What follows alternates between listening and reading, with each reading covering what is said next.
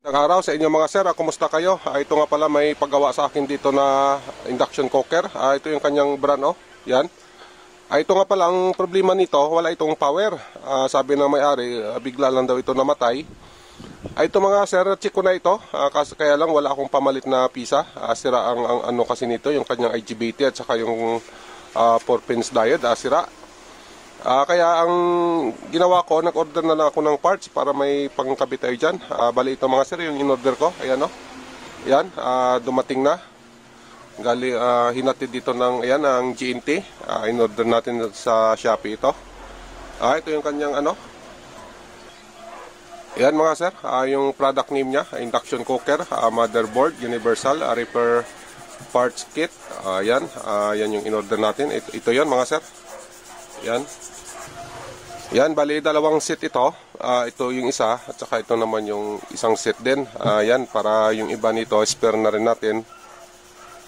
Para kung sakali na may pumasok sa atin na ganito din ang unit, ayan, may reserva tayo. Ito mga sir, i-read natin ito para may reference din kayo. I-reading natin itong bago na ito para makuha natin yung tamang sukat. Ito nga pala yung kanyang IGBT. Ito, i-reading natin ito mamaya-maya ng, ng analog multimeter ito. Ito naman yung kanyang yan, nakalagay 5UF. Tolerance na 5%. Yan, 400 volts AC, 50 to 60 Hz, yan. Tsaka ito naman yung kanyang 4-pins na diode, ayan, 4 yung paa. Ito yung kanyang AC, DC naman itong dalawa, itong dito sa magkabilang side na ito at saka ito. Yan, ang isang set natin. Dito, sa isang set natin, dito sa kabila, ito. Ito mga sir, oh. Yan. Ano ito? Yan, nakalagay. 2UF. 2UF, ayan. Yan, yan lang yung nakalagay niya. Nakalagay dito. 2UF, ibig sabihin, kapasitor din ito. Ayan, oh. Yan. Ito, kabila. Ito mga sir.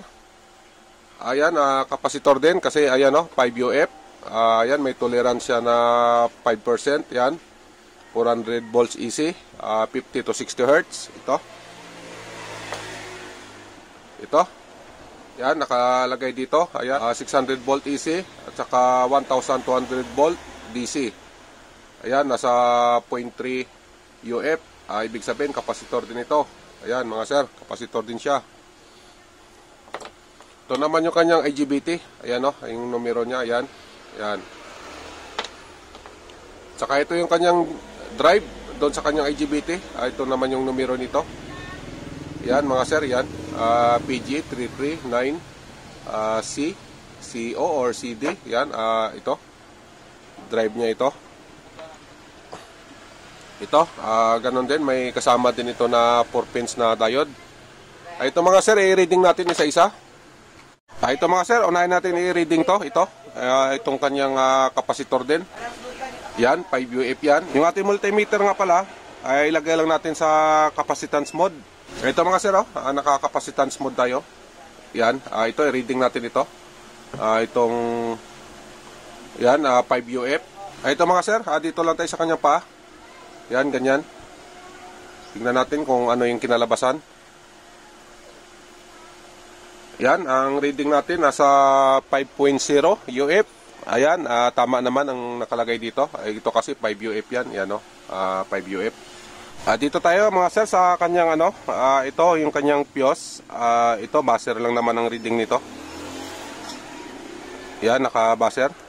Ayan mga sir, pag tumunog ito, okay na ito. Ayan mga sir, okay. Tsaka ito isa. Yan, okay din ito. Ito, i-read din natin ito. Itong 4-pins na diode. Bali ganito lang mga sir. Yung ating multimeter, lagay lang natin sa yan, resistance mode lang yung gamitin natin. Ayan, naka auto range tayo. Naka mega ohms. Ito, i-reading natin. Itong EC input nya. Itong dalawang paa na ito. Ito yung kanyang EC input.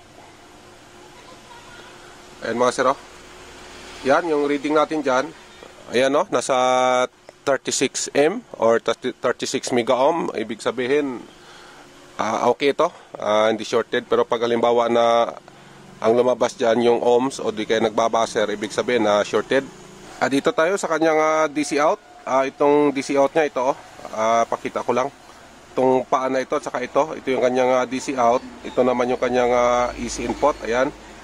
Ito mga sir, yung ibig sabihin nitong dito sa itaas na ito, positive side ito. Yan yung ibig sabihin. Ito, i-read natin ito.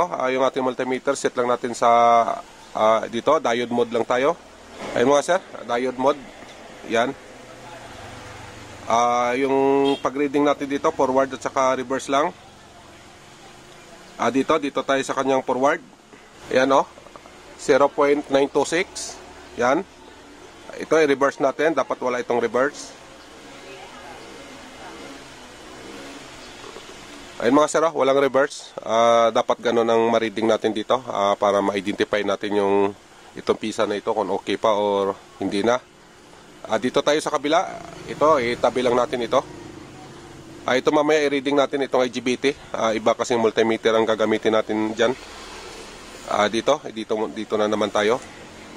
Yan. Ito, i-reading natin ito. Kapasitor, ayan, 5 UF.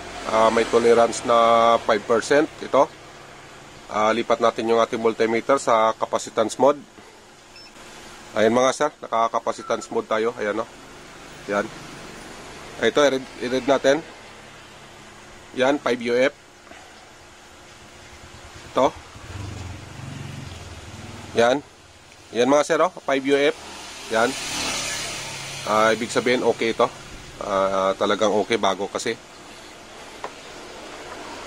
At saka itong isa din, ang nakalagay dito, ayan mga sir, 2 UF. Yan.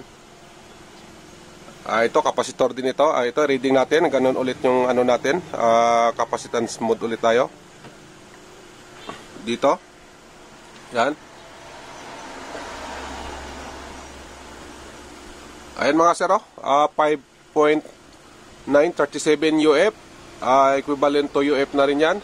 Ito, tama din dito sa nakalagay na 2 UF. Yan, 2 UF Yan, okay ito. Ito tayo, dito. Yan, basahin muna natin ito. Yan, nakalagay dito, ay ito, 0.3 UF.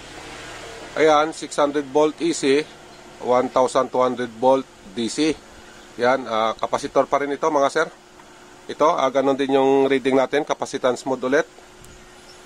Dito, ganun ulit. Yan. Ayan mga sir, lumabas na 300 nanofarad, equivalent sa 0.3 UF. Ayan, tama pa rin mga sir. Yan, nanofarad dyan. Dito naman sa kanyang naka-indicate dito UF. Ayan mga sir, 0.3 UF. So, equivalent ng 300 nanofarad. Ayan, ito ulitin natin para klaro tayo. Yan, 0.3 UF. Dito, gamitan natin ng multimeter. 0.3 UF ito. Dito, ang resulta nito sa multimeter natin. Yan, nasa 300 nanofarad. Yan mga sir. 0.3 equivalent 300 nanofarad. Good ito. Ito naman yung kanyang Zener, dalawa. May kasama ng Zener diode. Itong Zener diode na isa. Ito naman nakalagay ito sa gitna ng cock. Yung cock nito dito mga sir. Yan, dyan. May Zener diode kasi yan dyan na sensor. Yan. Ito yun siya ang nakalagay. Ito mga sir. Yan. Ito i-reading din natin ito. Itong Zener diode. Ganito lang. Dito tayo ulit sa diode mode. Ayan. Naka-diode mode tayo. Ayan mga sir. Ito i-read natin ito. Ito, ganun ulit. Forward.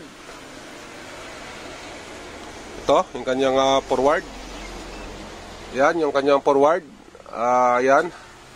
0.734. Ito, balik rin natin. Yan, wala. Yan, good to. Basta walang reverse. Ito, dito tayo sa isa. Ito mga sir. Dito, i-reading natin to. Dito, sa kanyang forward. Ito. Reverse ito. Dito, forward. Yan, walang reading. Yan wala. Ayan mga sir, walang reading ito. Ayan Yan. Ibang klase ito na ano siguro. Na baka hindi ito sinner. Yan o. Wala tayong reading dyan o. Yan o. Hindi natin makuha sa diode mode.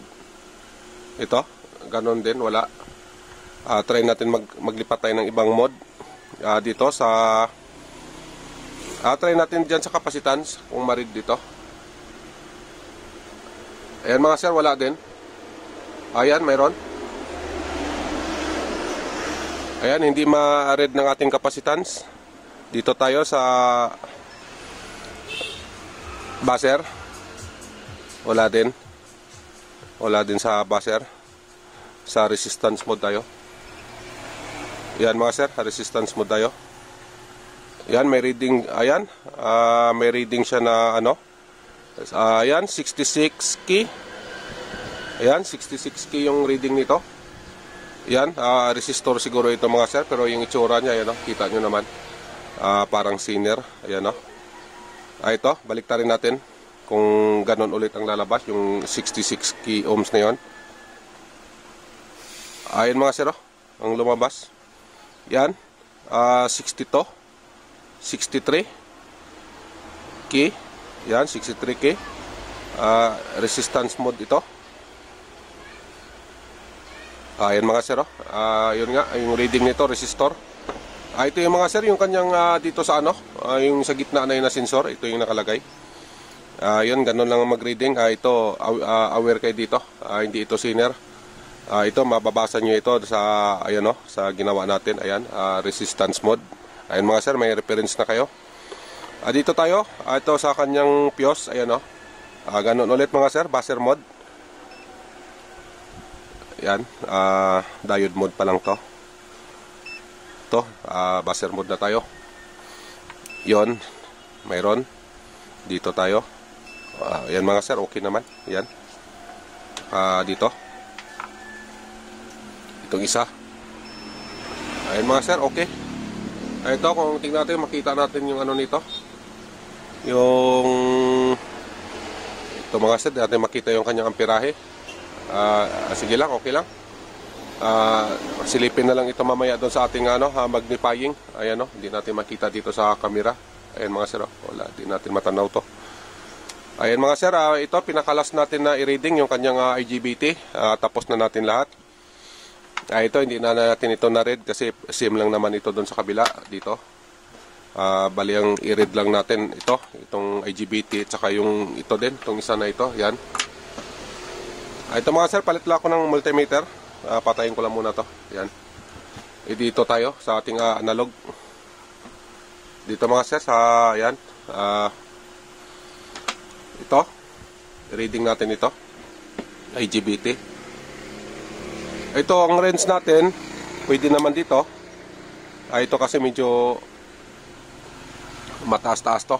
Dito na lang natin ilagay sa ano, times 10 key. Yan, ganyan. Tapos ito mga sir, i-calibrate muna natin yung ating panukat. Yan. Yan, nakakalibrate na yan. Kita nyo naman, naka-0. Ito. Dito tayo, reading natin ito. Ito, bago natin i-read ito, discharge muna natin. Ganun lang. Yan. Tusok lang natin dito. Ganyan. Pagkatapos, dito, i-reading natin siya. Yan. Dyan lang para makita nyo. Dito tayo sa kanyang ano, drain source. Ito. Yan, wala. Baliktarin natin. Yan, mayroon. Yan, mayroon. Ito, ibalik natin dun sa una nating ano. Ayan, wala. Dito, charge tayo sa kanyang gate. Dito sa kabilang paa. Yan. Tapos balik natin ulit dito sa gitna. Dito sa drain. Ayan mga sir, kita nyo. Gumana, nag-switch siya. Yan. Yan, nag-switch na. Yan. Yan o, nag-i-switch na siya. So, ang gawin natin ulit, ito, discharge. Yan. Discharge natin ang ating thumb. Yan. Ngayon, pag na-discharge natin ito, ganon ulit na proseso. Balik tayo. Dito, sa drain at saka sa source. Yan, wala. Balik tayo natin. Dito. Yan, mayroon. Balik rin natin ulit. Ibalik natin sa unang posisyon. Yan, ganyan. Itong block natin, dalhin natin dito sa gate. Ito, kargahan natin ito. Yan. Ibalik natin sa drain para malaman natin kung nag-i-switch. Yan. Yan mga sir, nag-i-switch. Ibig sabihin, okay. Okay itong IGBT na ito. Ito nga pala, yung volts nito, nasa 1,200 volts ito. Mas mataas ito kumpara doon sa welding machine. Kasi yung welding machine na yon, nasa 600 volts lang yon. Hindi natin pwede ilagay doon sa induction cooker natin. Kailangan talaga natin ng ganito na specs nya na 1,200 volts DC. Yan. Tsaka ito mga sir, may isang IGBT pa. I-read natin ito. Ito mga sir, ganun ulit ang proseso. Ito, ganun lang oh. Discharge natin dito. Yan, ganyan. Discharge na yan. Multimeter natin, ganun ulit. Times 10 key. Dito, lagay natin dito para klaro tayo. Ganun ulit. Dito. Drain, source. Yan, wala. Baliktarin natin. Dito, at saka dito. Yan, mayroon. Ibalik natin sa unang posisyon. Yan, ganyan. Wala. Ito, tandaan natin, wala yan ha. Walang palo yan. Ang gawin natin, itong block na ito, ilipat natin dito. Ikarga. Kargahan natin ito, itong gate nya. Ayan. Ito, ibalik natin sa gitna. Kung tatakbo na yung ating panukat, ibig sabihin, nag-i-switch na yon. Dito, balik sa gitna. Yan. Ayan mga sir, nag-switch na. Ayan, kita nyo. Ganun lang ang magbasa ng IGBT. Ito mga sir, ay ko na ito, buksan ko na yung subject natin. Ayan, ayan, kita nyo naman yan. Gagawin natin yan. Ito yung pamalit natin na parts. Ayan, ang sobra dyan, na natin yan, reserva na kung sakali may darating na paggawa ulit na ganito din. Ito, pause ko lang. Ito mga sir, may ipakita lang ako sa inyo. Yung sinasabi ko sa inyo kanina na yung dito sa gitna ng coke. Ito yan mga sir, oh. Ayan, oh. Ito. Yan mga sir, ang ibig kong sabihin na nakalagay sa gitna. Ayan, oh. Yan. SIM dito. Ayan, oh. Pareha sila, oh. Yan. Ito, aware kayo dito, ah. Hindi ito senior. Ito, resistor. Kasi ito kasi hindi natin ma-read ito sa diode mode. Bali ma-read natin ito sa resistance mode. Ang read nito, nakita nyo naman kanina, nasa 66 key. 66 ba yun? Or 64? Basta ganun yung reading niya mga sir. Ayan o. Ayan, dito yan. Dito. Wait lang. Yan yung kanyang itsura. Coil. Ito, coil ito. Dito ito nakalagay mga sir. Ayan, dito yan siya o. Ayun, na yung kanina. Yung ito. Ito. Dito yan nakalagay sa bilog. Diyan. Bali ganito yan siya, oh, ang posisyon nito. Ganyan mga sir, oh. Yan, ganyan. Ayan. Dito. Ayan, ganon. Ayan, klaro na. Yan, ganyan. Ayan mga sir. Ito, chop-chop na ito, oh. Iniway-walay ko na. Para ito, ginagawa na natin ito. Ito, sira ito. Papalitan natin ito. Shorted na kasi ito. At saka ito, palitan na rin natin. Kasi iba ito, hindi ito sa kanya. Ito yung pang-inductor talaga na diode. Ayan o mga sir, iba yung itsura ng inductor. Mas malaki. Kasi nga ang dinadala nito mataas yung voltahe, 1,200 volts. Kaya kita nyo naman malaki yung kanyang 4 pins na diode. Ito, ang in-replace dito, siguro walang ganito, ito na lang. Pero ito, pwede rin sana, pero mas maigi kung ganito talaga ikabit natin, yung tama talaga para sa kanya. So yan mga sir. Ito naman, i-read natin ito mga sir. Ipakita ko lang sa inyo kung ano ang reading nito. Itong IGBT na ito. Ito, papalitan na rin kasi natin ito. Kuha lang ako ng analog na multimeter. Wait lang. Ito mga sir, i-read natin ito. Ang gawin natin, same din dun sa ginamit natin kanina na range. Naka times 10 key tayo. Yan, ganyan. Ito, yung ginawa natin dun sa bago kanina. Itong kanyang IGBT na ito, i-discharge natin. Ganito lang. Yan, ganyan. Ito mga sir, ikumpara nyo doon sa reading natin kanina, doon sa bago na IGBT. At saka ito, i-reading natin ito. Ito mga sir, pakita ko lang. Dito, ito yung kanyang gate, drain, source. Ito, i-reading natin. Dito tayo sa kanyang drain at saka sa source. Ayan mga sir, tumatakbo. Ito, baliktarin natin. Yan, dyan, dito. Takbo pa rin mga sir. Ito, discharge natin. Yan, discharge. Ito, dapat hindi tatakbo. Yan, ganun pa rin. Takbo pa rin siya. Ayan mga sir, ito, confirm na papalitan natin ito. Bali, ang papalitan lang naman natin ito. Yan, at saka yung kanyang substandard na ano kanina, na diode. Ito mga sir, palitan natin to. Substandard ito. Yan, ang layo. Yan. Kita nyo, ang pagkakaiba. Yan. Yan. Ito mga sir, kabit ko lang. Pagkatapos pag napa-okay ito, final test na tayo. Yan lang siguro ang ano ko sa inyo kasi yun lang naman ang papalitan natin. Wala na tayong ibang susukatan dito. Ito naman yung kanyang pinaka driving board. Ito naman yung dalawang kapasitor. Ayan. Kung in case na sira ito, mayroon naman tayong pamalit. Tsaka ito, kapasitor. Ayan. Ayan lang yung mga parts nya. Tsaka dito, mayroon namang ito, 400 volts din yung electrolytic capacitor nito para dito sa trigger ng kanyang supply ito sa kanyang panel board. Itong portion na ito. Yan. Para yan dito mga sir. Dito, supply siya dito. Dito sa kanyang panel board. Yung dito sa pinaka-control niya. Yan. Para yan dyan. Ito mga sir, additional lang para klarong-klaro talaga tayo. Ito para maintindihan nyo talaga. Ay yung ating multimeter pala nakasit na ito sa ano, sa ayan naka-resistance mode tayo, tapos naka-auto range. Ito i-reading natin ito. Ito lang naman yung kanyang terminal, dalawang paa lang naman ito. Dito mga sir, i-read natin ito. Yan mga sir, yung kanyang reading nasa 76. Ayan. 76 key ohms. Yan, naka-key ito ang reading nito. Yan, baliktarin natin. Yan, ganun pa rin. Ibig sabihin na ito, resistor ito na sensor. Resistor ang kanyang measurement.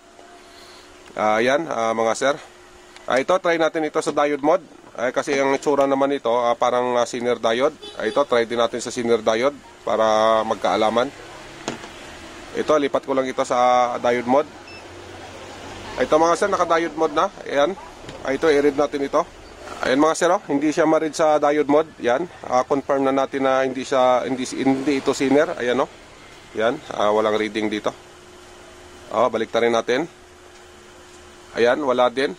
Wala talaga. Ito. Ulitin natin. Yan, wala. Ayan mga sir, alam nyo na. Total, nakita nyo naman. At saka dito nga pala, dito sa kabila,